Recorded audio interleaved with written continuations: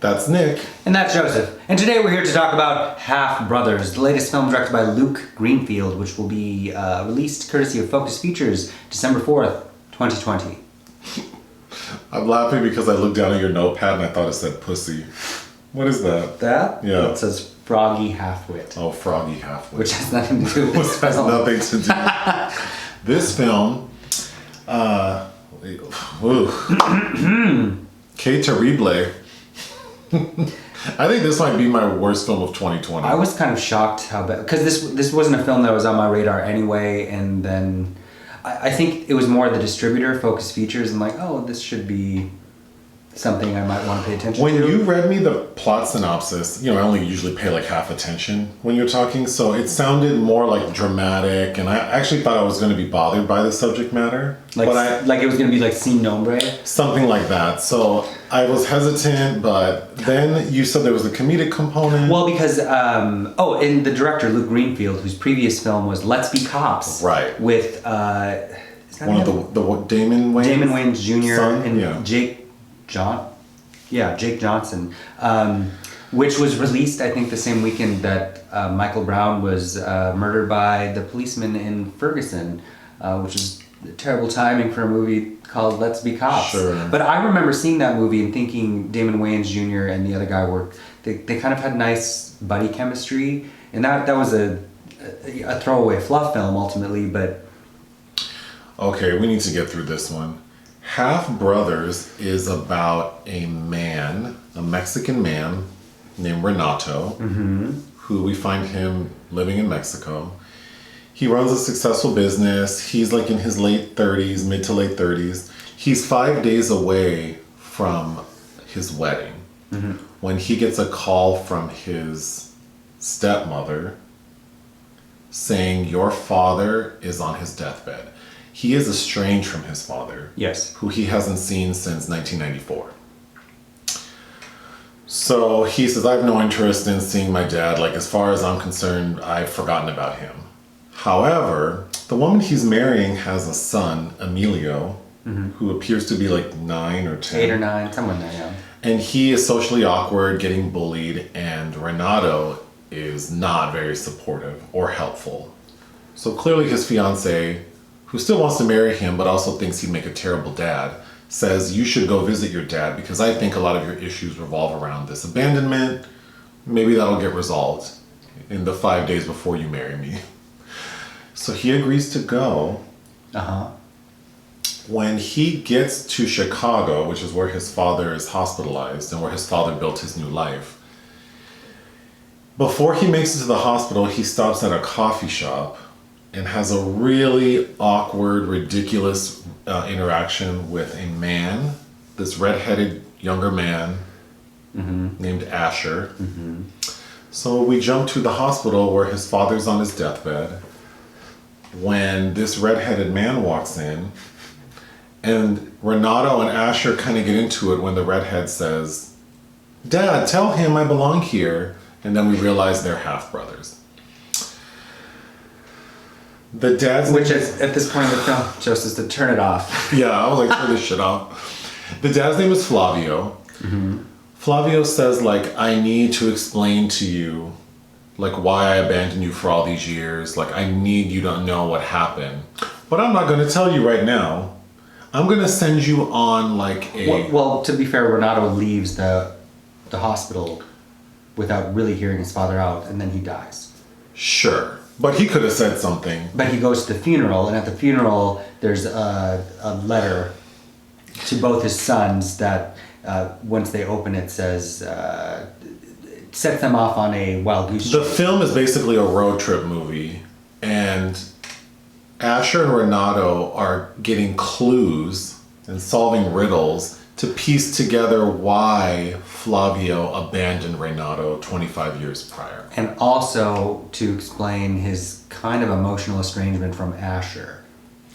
Yes. So we find out the reason the father left. So the film opens in 1994 in Mexico with Flavio and Renato playing. So Renato's like a little 9-year-old. And they're playing in the field, flying like an RC, like remote control plane. And we get we see news footage of the sort of economic crisis that struck Mexico in 1994, causing many men specifically to cross the border into the United States looking for work to support their families. So that's why Flavio left. When he gets to the United States, he realizes that the work he's going to be doing is not, it's not good work. It's basically like slave labor. Yeah. So he is in these really poor conditions, not making much money, and it becomes clear to him he is not going to be able to return home anytime soon. A lot of things happen in between then, like he gets sick, he gets Picked up by Border Patrol, put in jail for a while. But he has no papers. So he has no papers, so he's just stuck there. No one knows he's there because he kind of ran away. He gets really sick in jail, so the Border Patrol people just like, I'm sure this might have happened. I'm sure that this is not a flight of fancy, but he basically, when he's sick and being incarcerated, they just drop his ass off on the side of the road. Flavio ends up calling, because another plot point is Flavio's doing this like manual hard labor for pennies, but he's an engineer. That's what he was in Mexico. So while he's working in this factory, he builds an RC plane. And one of the executives happens to be a lady, and she takes a liking to him, and then basically gets him like a promotion, and now he's like an engineer who's invented remote control planes. That was confusing. But he ends up getting her pregnant, and he doesn't know that. So when he's dropped off on the side of the road and calls her, she says, actually, I'm in the hospital giving birth. I gave birth to this baby. The baby's a preemie. And we find out that that premature baby is Asher. And that's also used to explain why Asher's kind of weird. It's kind of not explained what is off about him, except that he's just a weirdo. So that explains why he is distant from his redheaded son Asher, and also never went back to Renato's mom in Mexico because he had this special needs responsibility. This responsibility, but also doesn't make sense to me. But also became kind of the he ran the factory that he worked in. He married her, and he had a new better life in the United States and decided not to go back. I still think that's garbage because he could have easily reached out way before he was on his deathbed. It makes it seem like there's a series of unfortunate events that made it impossible for him to ever cross the border again. We'll get into it, but basically Flavio's purpose in sending them on this road trip journey was, he says, if I couldn't be there, and the audience knows this because Flavio recorded a video, which I also think is bullshit, because you went through all this effort, you could have just told these fools. But he makes this really long video explaining, if you're watching this, I'm already dead. I did this because since I wasn't a dad and present for the two of you, I wanted to bring you two together for each other. And obviously it's predictable. They end up sort of solving the mystery. Well, because we have the time ticking in the background of the 5 days for him to get back for the wedding, and all of this is resolved just in time for him to be like, I can't have my wedding without my brother. Because the plot point also is Renato is a really unlikable guy, so he doesn't have any friends. So his fiance has all these people coming to the wedding, and he really has no one. And his best man is an employee. So he says, I can't do this without. In retrospect, makes her just seem stupid. One, he's trashed your kid, and you're marrying a man that has no friends. That sounds like something from Love Fraud. Yeah. We'll get into that. But the end of the film is them flying back across the border because Flavio had built a full-size version of the little RC plane they were flying in the beginning of the film. So somehow this man with no papers is able to fly across the border back home. Because Renato loses his passport. So somehow he's able to fly across the border back into Mexico and make it in time for his wedding. The end. Okay. Oh, I feel like this video is going to be long for a film that's so stupid, but should I just go through my notes? Preach. The opening of the film with them flying, I knew this movie was going to be a problem because, it's the dad, Flavio, and Renato flying this plane, and we see them in a field, and then there's a kind of a beautiful shot of like this town in Mexico, and it's beautiful. Like the little town's beautiful, the architecture, the colors, but they're flying this little remote control plane very far away. To the point where the vantage point, they would not be able to see this plane. That was ridiculous. How this plane is flying through priests and causing a hustle bustle. This film is definitely worthy of like a how did this get made treatment for sure.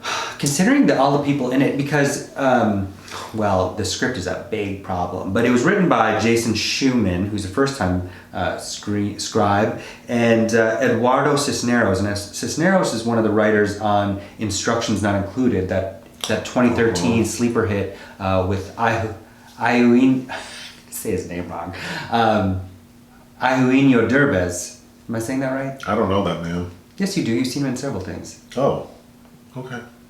Anyway. We'll flash a picture of him.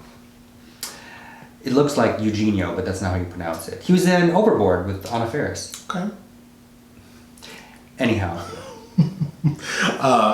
Also in the beginning, so when we're made aware of the economic crisis, it's the family sitting in the living room watching TV, and then Renato as a little boy walks in to see the news. And his reaction to it is like, this 9-year-old fully understands like global economics. Like he's so upset by it. Like how does this kid? It's a chart with like the price of the peso is plummeting, and it's like this line. And the kid's reaction is like, you would think he worked on Wall Street. Like no. Yeah. So Renato's fiance's son Emilio, who's also kind of a weirdo, a la Asher, who Renato cannot connect with. When we're first introduced to little Emilio, he's wearing a mask that I thought was the funniest part of the movie.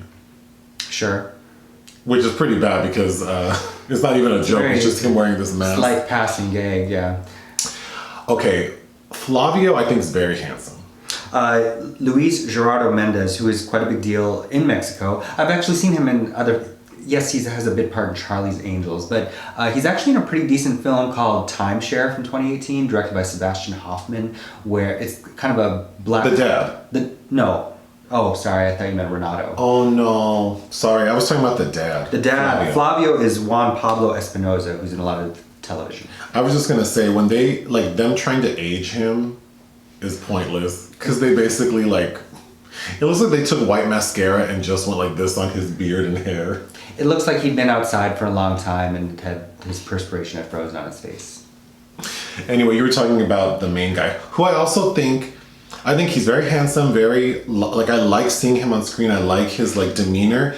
I feel like he's too good to be in this crap ass movie. Mm-hmm. And he was able to better navigate the pratfalls of the script, unlike his co-star Connor Del Rio as Asher. And to be fair, it's a terribly written role, but yeah. The music in this movie is cock-a-doodle. It's it's... Amongst many things, but yeah. It almost sounds like it's like free music. It's not, there's a composer. But it sounds like something that you wouldn't have to pay for. It's very generic. It is it's all very much, everything it's built to a crescendo of cliches, if you will. They have the moment where they're finally bonding, jamming in the car, that we get flashbacks to in a montage when they have a falling out again, and there's a baby goat that is completely unnecessary because Asher sees a sign for this goat farm and he just can't handle that's happening, so they make a pit stop so he can steal the goat that is with them through the rest of the film. There are just so many things that, like little gags that if you'd cut out, that aren't funny, and if you'd cut it out altogether. I think this film is the best example I can think of a comedic story that is not funny. Like it's very obvious they're trying to be funny, even with like the sound effects but there are no jokes. Like it's not. Also, like the plight of being an immigrant coming from Mexico into this country illegally, and the trials and travails I think are really kind of underplayed here. Yeah. In service to a really silly, hokey story, which I think there is something there that it could have made this poignant and relevant and topical, but it just fails on every single account. And at the end of the day, can't even do schmaltz correctly. No. The actor who plays Asher looks like J.D. Roberto, Yeah. who's the host of Daily Burn 365. He sure does. Shout out. It's just a terrible, because we get that there's something supposed to be kind of off. He's kind of manic and... Because at first you think maybe he's gay. Well, yeah, because they show flashbacks of Flavio being disappointed in him, walking in on him as a child. Walking in on him as a child. Then we also see Asher, he wears colorful clothes, he drives like a kind of loud car. All this talk, this coded talk, which I guess is no longer coded, about being different and what that means, and he gets picked on by this group of men.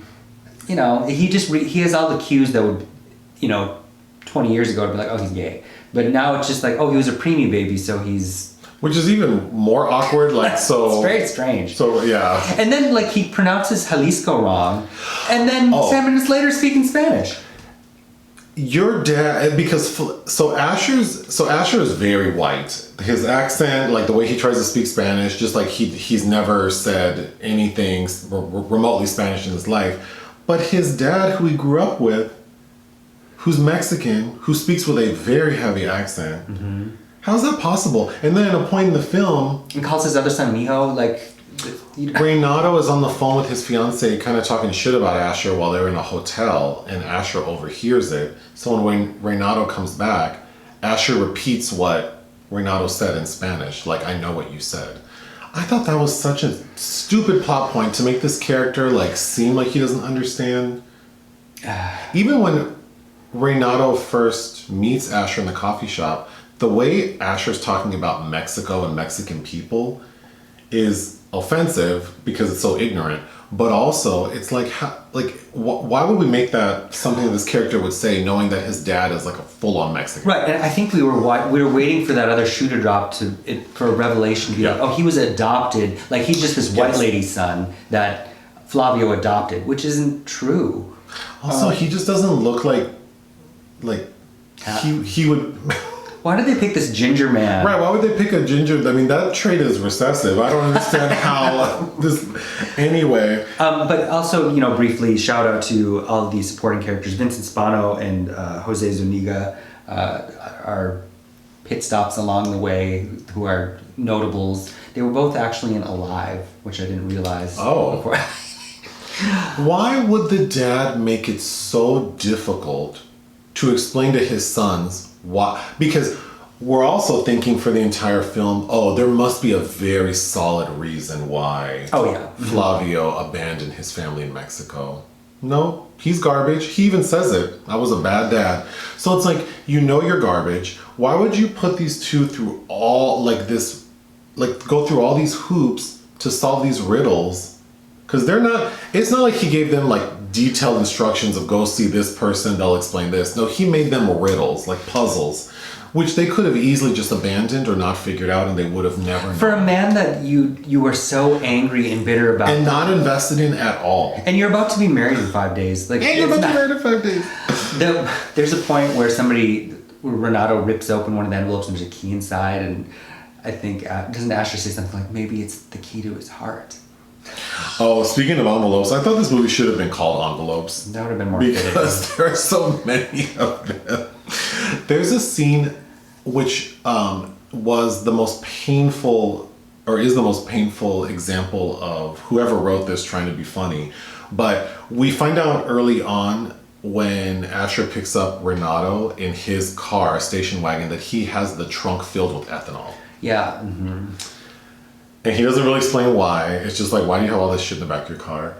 And then towards the end, they run out of gas, and they're on a time crunch to get Renato back to the airport. So they end up stopping at a house, breaking into a house. No, before they even get there, they open the trunk up and they realize the goat has chewed through all the plastic containing the ethanol that shoots out like a geyser that they didn't smell. That's right. So, which was also not funny. But they break into a house that happens to be owned by the bullies who attacked Asher or verbally attacked him previously. No, they haven't attacked him. Yeah, right. Yeah. when they're in the house, they find a bunch of like moonshine, like some old bootleg ass liquor, and then they decide like, oh, we can make ethanol out of this if we just like purify it and trap the gas and condense it. But while they're doing it, the gas escapes, and the effects on them are like they've consumed laughing gas. So yeah, they're putting into balloons and they're popping because they're overfilling them, and then the concentration of the alcohol, which supposedly makes them immediately drunk, which is a concept I understand, but then how they act I don't understand. Yeah, it's like we're supposed to understand they become immediately like intoxicated and would just like fall out, because that's what happens to the other people who. But then to them, they're just laughing and giggling. They're laughing, and then the next scene, they're not even hungover. No, that was so dumb. I was so annoyed. I don't even. There are other notes, but I just feel like, who wrote this? I told you, Jason Shuman and Eduardo Cisneros. Man, this was really bad. This story made no sense. There, like you said, for a subject matter about immigrants crossing the border and the trials and tribulations and the heart, it's missing all of the heart. Oh yeah, it's none of it. Because people who cross the border are looking to make a better life for themselves and their families, right? Like, that's what they're doing, and all of that is lost. Yeah, it was a terrible. How do you mess that up? That's like making a movie about like a family dog that dies, but it's not sad. Like, how do you mess that up? Or make it something else. Make it something weird. Make it something dark. Make it something morbid. I don't know, anything, but. You know, it's a tricky task to make something like this funny, because I feel like the subject matter, you know, deserves a certain amount of like dramatic respect. But you could make it funny, I guess. It could be lighthearted and. But it's not. Oh my god. I don't know what else to say. There's nothing else. I was just kind of shocked at how bad it was. Not that I had great expectations, but considering I've seen at least one other film from Mr. Greenfield and Focus Features. Yeah.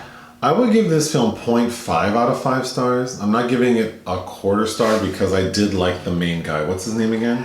Renato, played by Luis Gerardo Méndez. Yeah, I would watch something else with him in it. Timeshare is really good. What would you give this film? I would give it a half a star as well. All right, bye. Bye.